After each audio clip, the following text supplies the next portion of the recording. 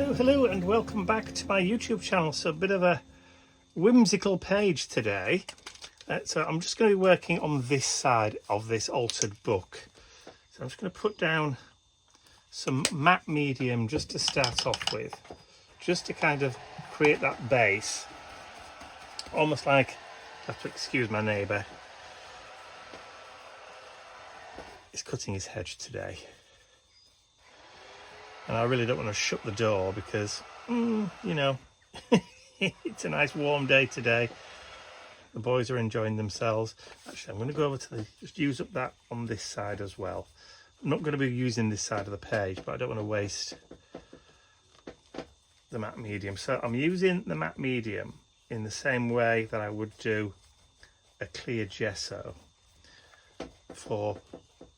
They're very, very similar animals. The matte medium and clear gesso, they pretty much do the same job. You can use them to do pretty much the same thing. Am I using the right sheet here? I think perhaps I should have stuck something down on there, stuck those pages together. All right, so I'll just give that a quick blast with the heat gun because we want it dry. Alright, so when I'm working in an altered book, I normally like to stick 2 or 3 pages together just to give that thickness and stability. So I've just gone ahead and glued some more of those pages together there. Right, so the next step is just to get some white gesso.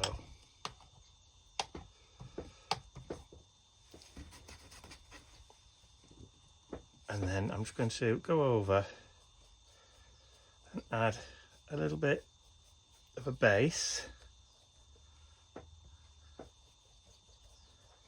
just to knock that text into the background.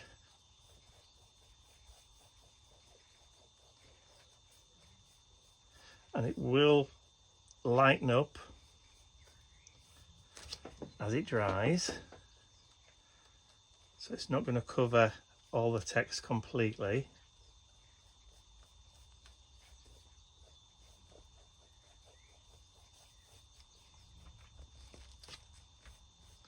We don't want it to lose everything. I want some of that text to show through, but also because we added the matte medium underneath, that then creates a kind of barrier which will also enable us to come back in a little while and just wipe back and reveal some of the text with a baby wipe, which is what I intend to do. A little bit more down there at the bottom.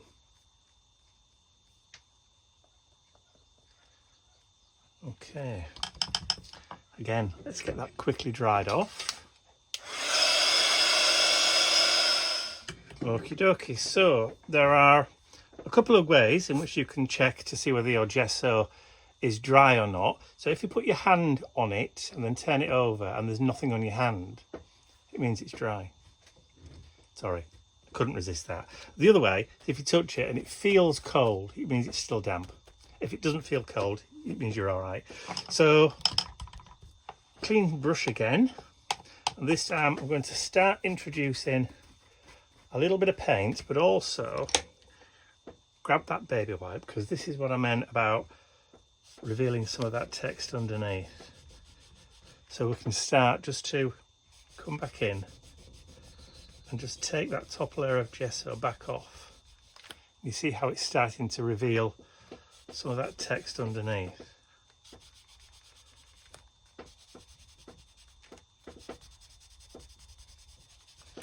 Just nice and subtle like. Now you couldn't do that if you hadn't have already put your matte medium underneath. Couldn't do it. Right, let's add some colour. So I'm just using some acrylic colours, and I'm going to just start adding in some blocks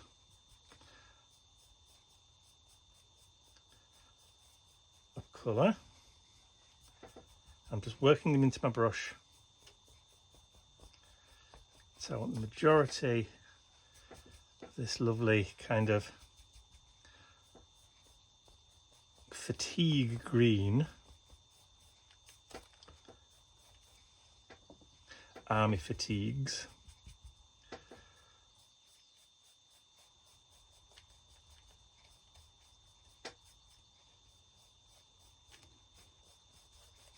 I'm just going over different areas, just to give it a little bit of a background.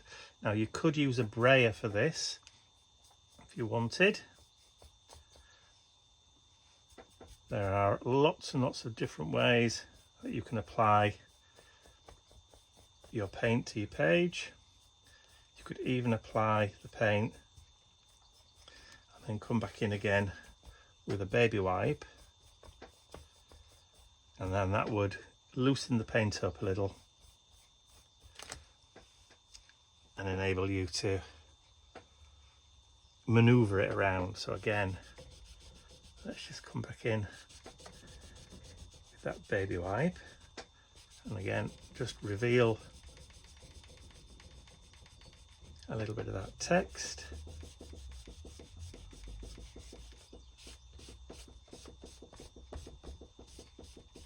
The chair's making noises today. There we go. So we're just going to start revealing a little bit of that text every so often. If you wanted to, you could come back in and add another layer of matte medium just to seal that in place. If you feel that your page is starting maybe to pill, maybe the paper's not holding up, that's okay. You can do that too. Right, so the next thing, or the next colour I'm going to add is this. It's called yellow pink. I don't know why it's called yellow pink, because it's not pink.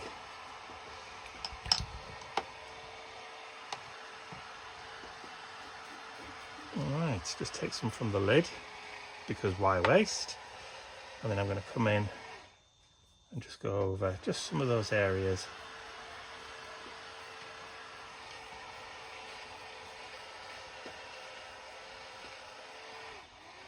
Just to add a nice kind of difference in shade and tone. So that's quite heavy up there. So let's just wipe that back a little bit. And bearing in mind you've got your area where you're going to be having your focal point. So just bear that in mind wherever it is that you end up putting it. Mine's going about here. Nice. All right.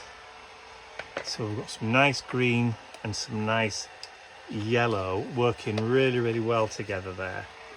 So I wanted to get that quickly dried off because then I want to include a little bit of stenciling in that background.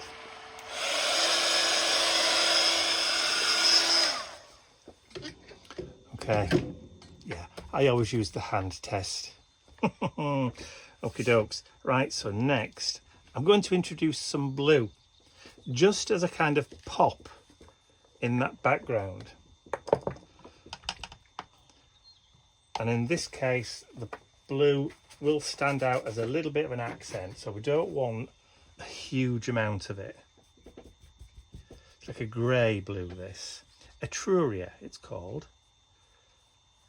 Strangely enough, this is exactly the same colour that we have in our living room.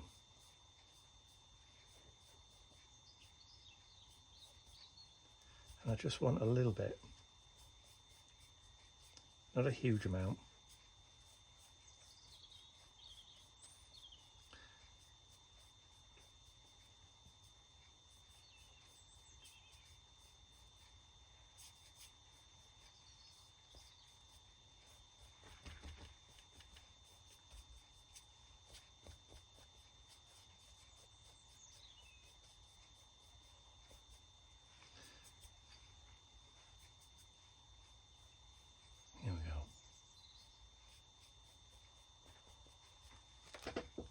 Okay.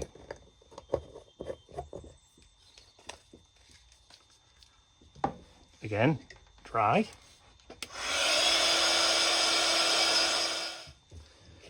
Okay, next I'm going to introduce a little bit of stamping. So I'm using this circle design here, which is from my Abstract Marks 1 stamp set.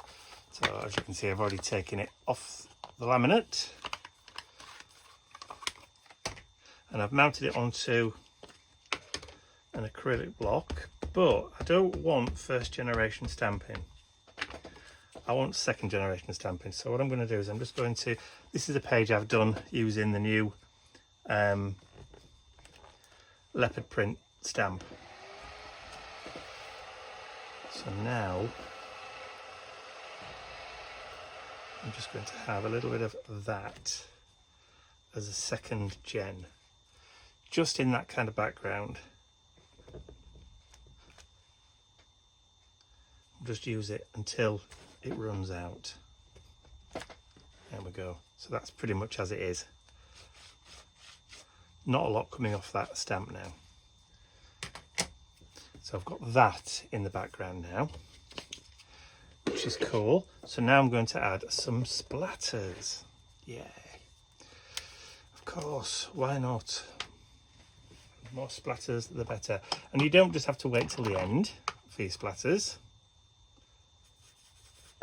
You can add them anytime you like. They're an integral part of creating mixed media backgrounds. And as you can see, you can create something, oof, nearly went everywhere. You can create something pretty quickly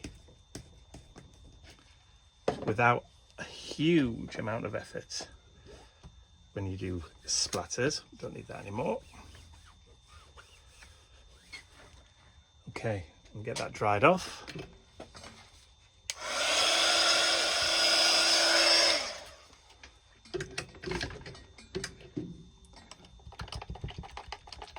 Clean my brush, and because we've got white in the background, we can bring that to the foreground again by adding some white splatters. Now I would recommend using clean water for this,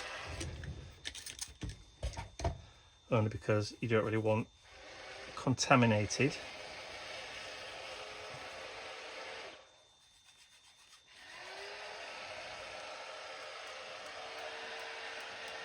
And that then brings that background back into the foreground. Kind of ties it all together.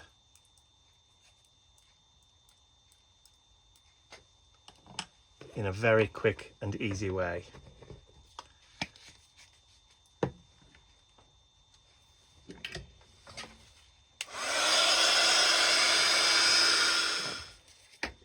So as a background on its own, that looks pretty good, but you know, if you want to add a little bit more detail into that, you can add some textures however you want. So I'm going to add a little bit. Now I've got black on this ink, but only a little, so I'm just going to just gently add in a little bit of that just into the page,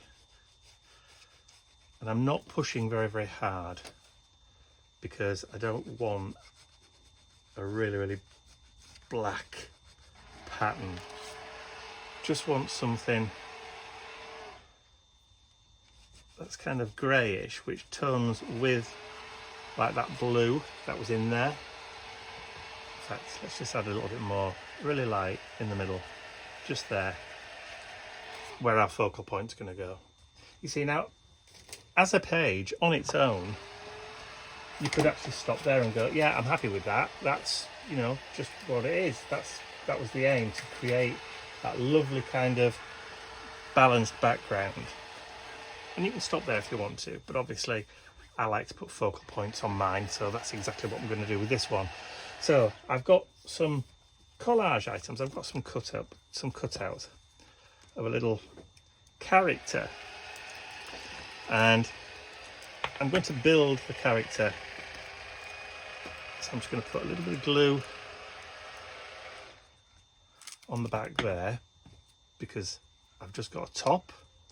But what I've done is I've cut a hole through the neck of the top where I've got a neck, and I'm going to slide that underneath till it reaches right the way down, and then glue that into position.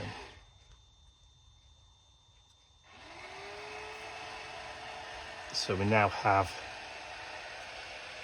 shoulders and a lovely neck.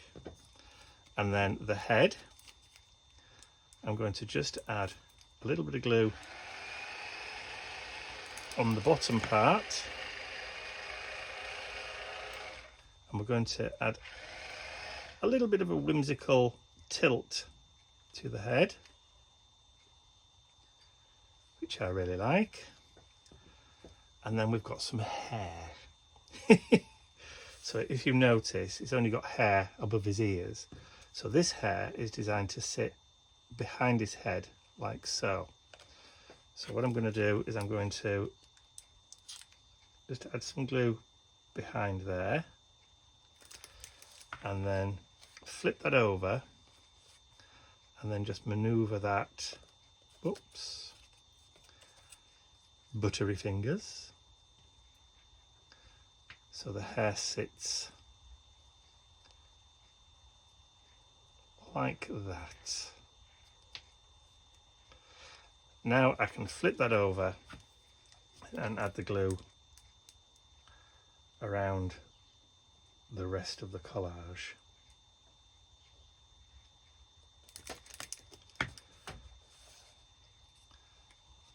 And then I can stick that down into the page. Now I just want to audition that crown just to make sure. Now we see I should have gone further into the middle. That's better. And it doesn't matter about the glue because it's spirit glue and it will just wipe off.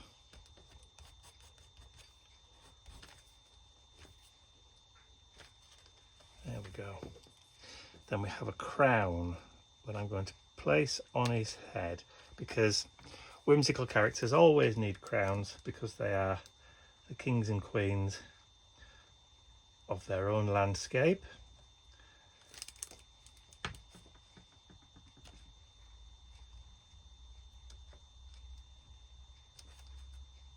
Like so.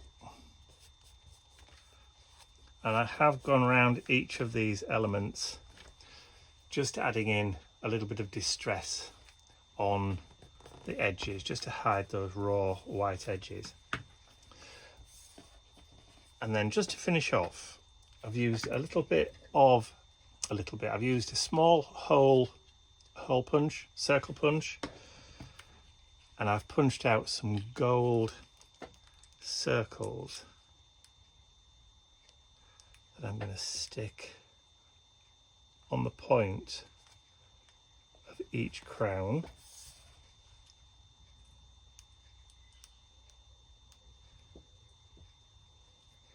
Just for a little bit of bling. For no other reason than we can.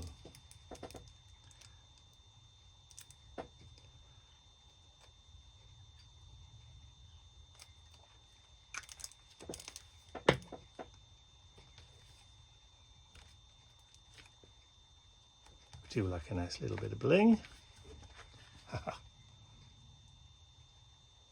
And that kind of ties into the background too.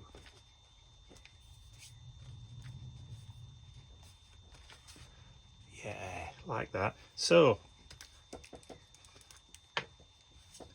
for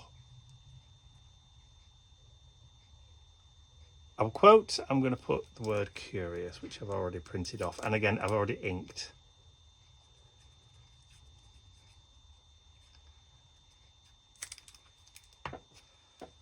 And I'm going to put that just at the bottom there.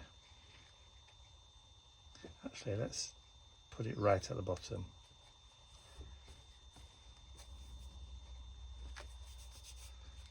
And he's curious. That's why his head's at a slight tilted angle. Love it. Love it, love it, love it. Right, what I want now, what I would like is my Stabilo all pens.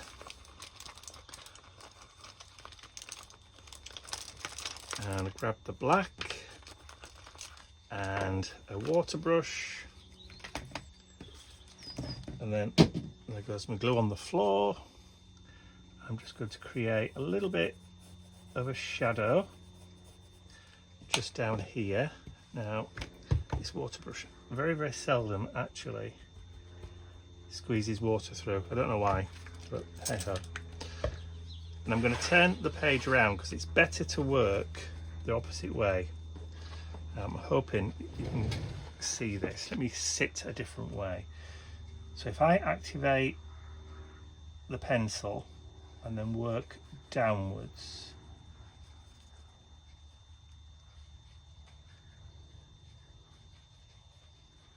that will kind of like bleed downwards. The more water we use, the more watery it will get.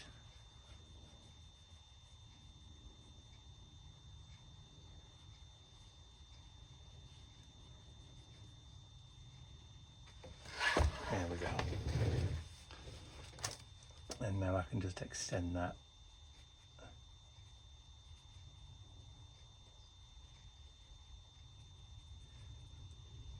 If I'd tried to draw it down from the top, it might have not worked quite as well. And we can just add a little bit of shadow.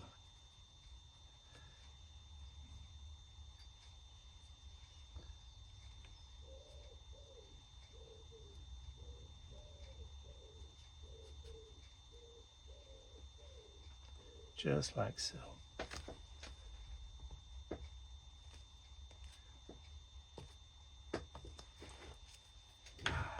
Very subtle and quite easy to do. Haha, love it a lot. All right, so just need to get that dried off now.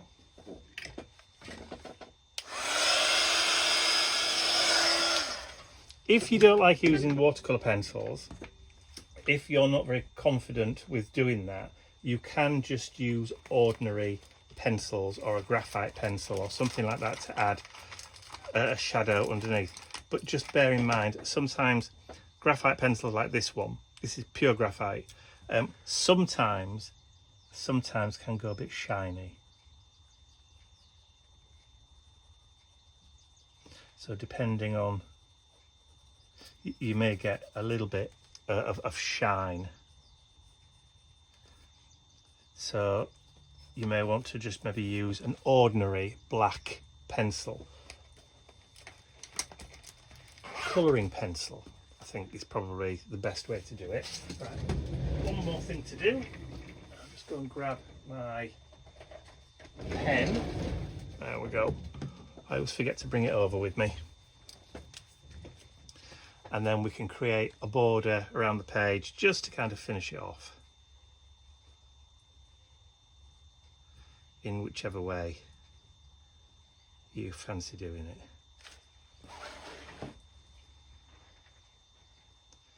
Or not bother. You don't have to create a frame. It's entirely up to you. Like I've said loads and loads of times over the decade that I've been art journaling and creating YouTube videos, it's your art journal. You have the say. You're doing this for you, not for anybody else. So do it your way. There we go. There's my whimsical art journal page for today, and all I'm going to do is just add my little signature at the bottom and then put today's date. And because I'm filming this early, today is Tuesday the 17th of June, because we're away at the weekend. So I wanted to get this done so you had a video to watch while Ian and I were enjoying ourselves away in London. So that's all from me for today. I hope you've enjoyed watching me create this art journal page using that background technique and that collage character. If you have, please remember to give the video a thumbs up, share it with your friends, and if you haven't subscribed to my YouTube channel already, you can do so by clicking the button at the end of the video. That's all from me for now. I'll see you all again next week when we're back from London. Bye for now.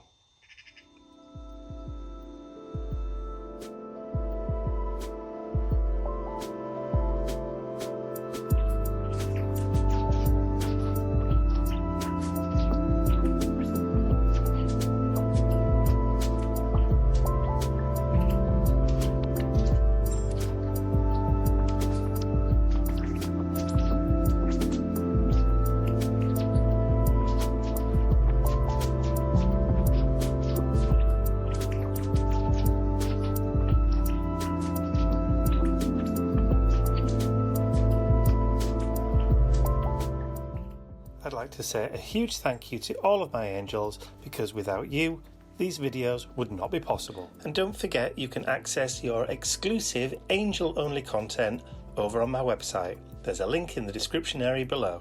Thank you.